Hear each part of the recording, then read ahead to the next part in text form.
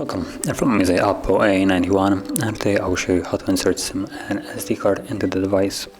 So to get started, you will need a SIM ejectable, as I have one right here. They come provided with the device, so you can find somewhere in the box, but if you don't feel like bothering, you can always use a paper clip, straighten out one of the edges, and it should work just as well.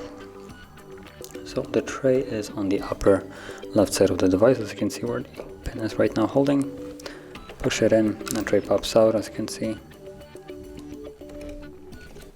And there you go. So here you have space for two different SIM cards and one SD card. Place each one accordingly. Now I'm going to use only one SIM. So there we go. As you can see, now they're in. Make sure that they're laying flush on the tray. And once they are, you want to slide it back into the device. There we go.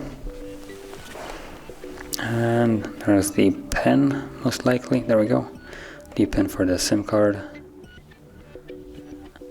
And the SD card should be working as well.